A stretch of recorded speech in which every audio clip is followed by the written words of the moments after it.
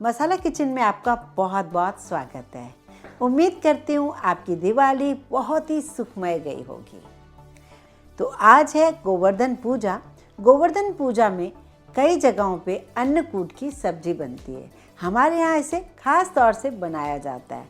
अन्नकूट की सब्जी का मतलब होता है घर में जो भी सब्जियाँ हो, कई तरीके की सब्जियों को, दालों को एक साथ बनाया जाता है।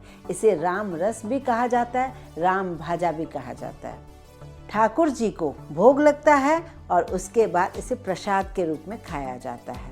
तो इस प्रसाद की बात ही बहुत ही अलग होती है, बहुत ही बढ़िया तरीके से बनाया जाता है। तो इसे आप बहुत छोटे नमूने से भी बना सकते हैं, बहुत ही ज़्यादा तरीके से भी बना सकते हैं। मेरे घर जो बन रही है वो मैं आज आपको बताती हूँ। मेरे घर में आज सब्जियाँ आई हैं, बहुत टाइप की सब्जियाँ, क्योंकि कहते हैं राम रस में कोई भी सब्जी ना छोड़ो, सारी सब्जियों को यूज़ करो। यहाँ देखिए खूब सारी हरी सब्जियाँ हैं, पत्ता गोभी है, परवल है, लौकी है, पेठा है, आलू है, मूली है, गाजर है, हर टाइप की सब्जी है। एक सारी सब्जियों को धोकर मैंने काट लिया है, कुछ सब्जियों को छोड़ दिया है जिसे मैं अभी काटूंगी।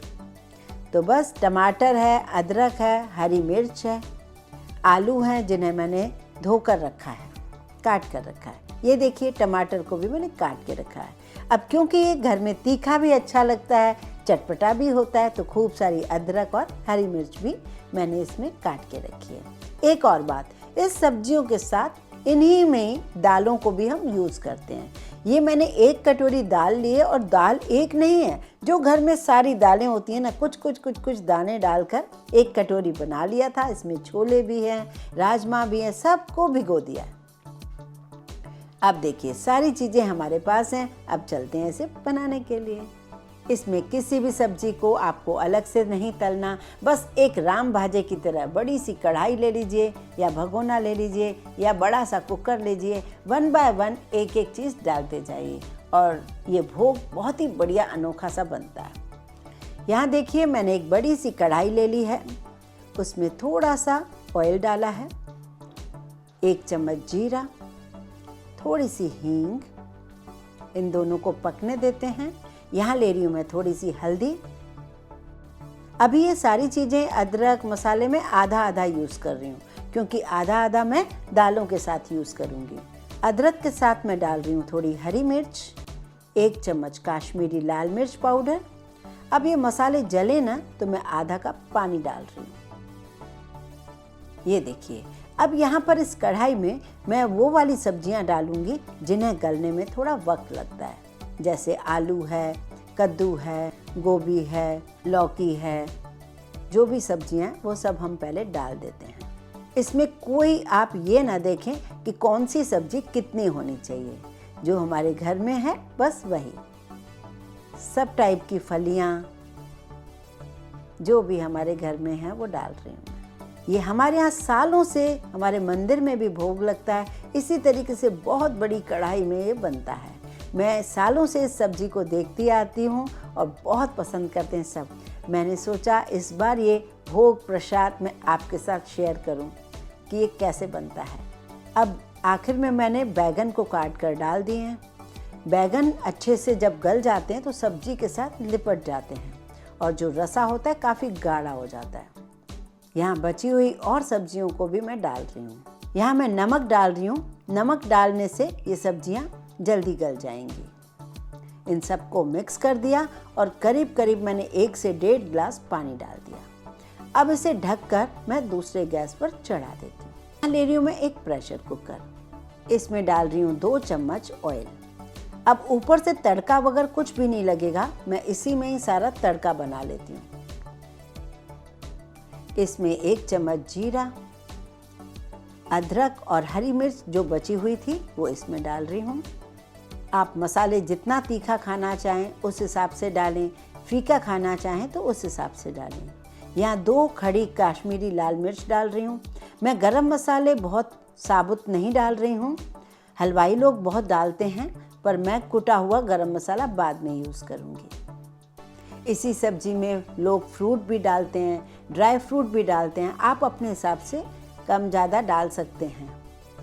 इसमें डाल रही हूँ मैं 1 चम्मच काश्मीरी लाल मिर्च पाउडर, हल्दी पाउडर। अब इसमें डाल रही हूँ मैं टमाटर जो मैंने बारीक काट रखे थे। इसमें डाल रही हूँ मैं जीरा पाउडर 1 चम्मच भर के। 3 चम्मच भर के मैं डाल रही हूँ धनिया पाउडर। अब इसमें भी मैं नमक डाल रही हूँ। उधर सब्जियों में भी नमक डाल दिया, दालों में भी नमक डाल रही हूँ। टमाटर को अच्छे से पकाना है हमें। अब ये सारी दालें, छोले, राजमा जो मैंने भिगो के रखे थे वो मैं इसमें डाल रही हूँ। दालों के अकॉर्डिंग इसमें मैं डाल रही हूँ पानी।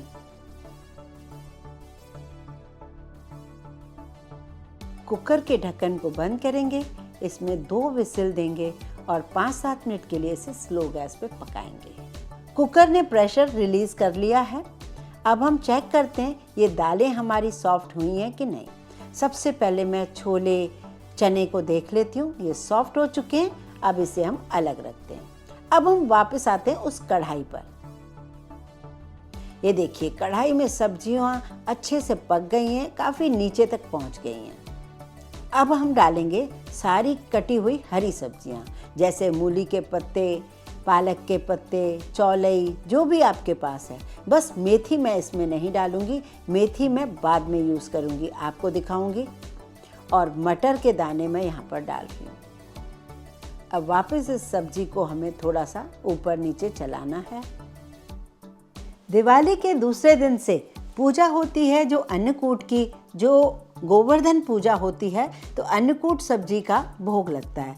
और यकीन मानिए हर घर में अलग अलग रिवाज है। पूरे महीने भर तक, मतलब दिवाली मिलन समारोह वगैरह होते हैं तो ये अन्नकूट, ये राम भाजा की सब्जी हर जगह बनती है प्रसाद के तौर पर। तो जब जिसको अच्छा लगता है 8 दिन बाद, 10 दिन बाद, पर बनता ज़रूर है। और किसी किसी घरों में नहीं भी बनता, पर आप बनाकर देखिए, आपको अच्छा लगेगा। अब वापस मैं इसको ढक देती हूँ। 5-7 मिनट फिर से इसे पकाती हूँ। अब इस कढ़ाई में जो दालें मैंने गला के रखी हैं वो भी डाल देती हूँ। दाल, छोले, राजमा सब मैं इसमें डाल देती हूँ। अब ये सब्जी बहुत ही रसीली बन गई।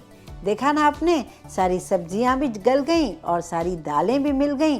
ऐसी सब्जी, ऐसा भोग आपने कभी नहीं खाया होगा। ये मंदिरों का खास भोजन है और ये बहुत ही बढ़िया है। राम रस जिसका नाम है, सोचिए कितना रसीला होगा। इस सब्जी के साथ हमारे मंदिर में पूड़ी बनती है, चावल बनती है, दही के आइटम बनते हैं, मिठाइयाँ, बहुत अच्छे से भोग लगाया जाता है।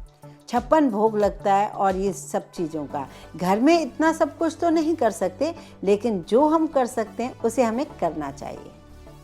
अभी तक मैंने इस सब्जी में मेथी नहीं डाली थी। अगर मेथी हम यूं डाल देते तो थोड़ी सी ये सब्जी कसेली हो जाती। ये देखिए, ये होममेड मेथी है। आपको पता है मैं मेथी हमेशा घर में बनाकर रखती हूँ। कैसे इसे बनाती हूँ इसका वीडियो मैंने बना रखा है। ये मेथी को थोड़ा सा तवे पर भी रख लिया है, जैसे ड्राई हो जाए, और हाथों से क्रश करके ये मेथी डालूंगी।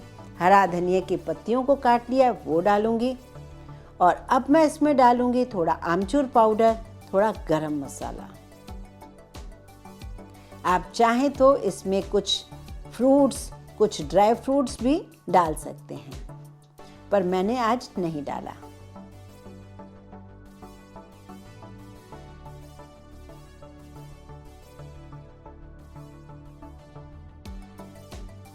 ये मैं डाल रही हूँ अमचूर और गरम मसाला।